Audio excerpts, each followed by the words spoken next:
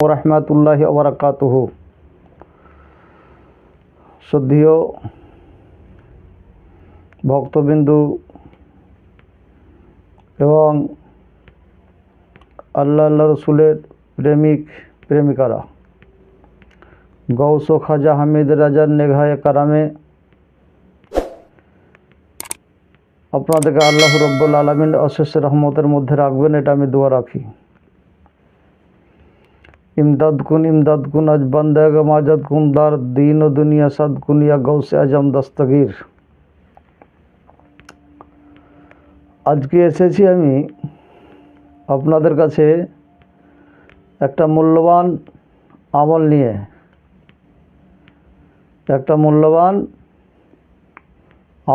এসেছি যে আমলটা আপনি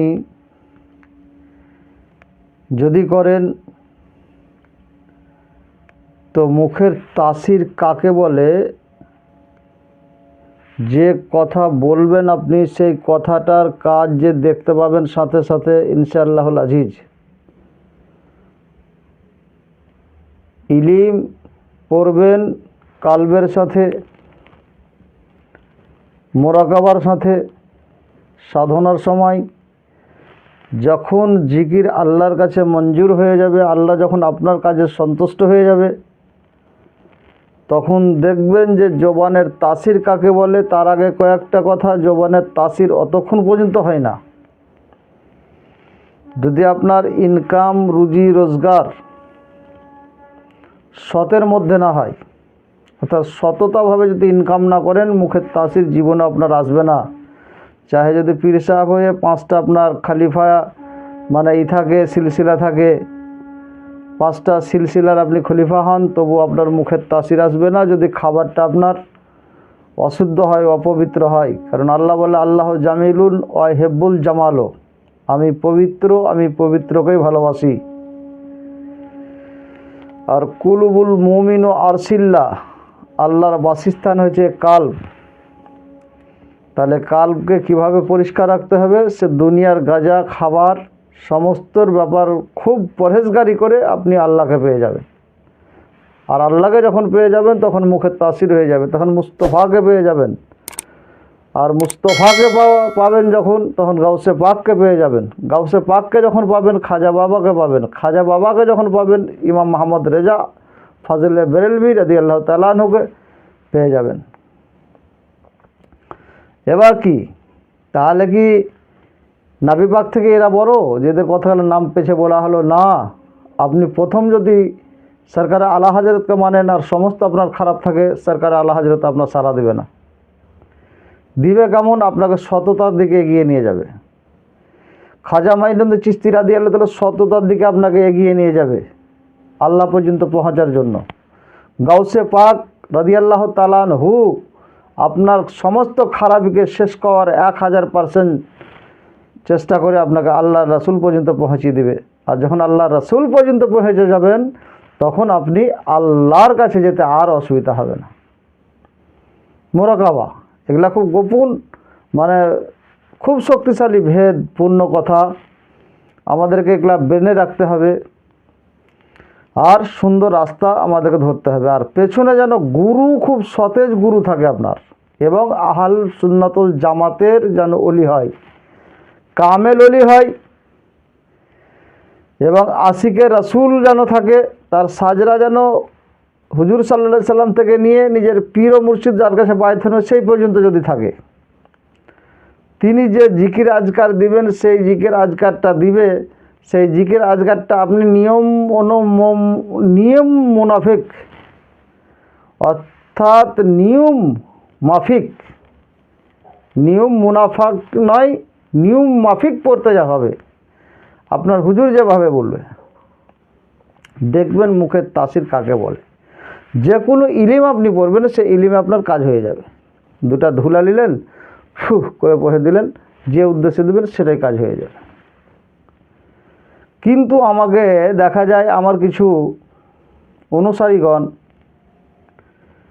আমাকে যারা ফলো করে, আমাকে যারা কমেন্ট করে, লাইক করে, ইনারা মেসেজ লেখেন যে হুজুর আমি অমুক আমলটা করব কালব সাধনার জন্য, এজাজত দেন। হুজুর এই আমলটার আমাকে এজাজত দেন। আমার তো এজাজত দেওয়া আছে আপনাদেরকে, কিন্তু শক্তিশালী আমলের জন্য এজাজত নিজের পীর ও মুর্শিদের কাছে নেওয়াটা সবথেকে আফজাল জানি আমি। কারণ আপনার পীর আপনার জন্য যথেষ্ট।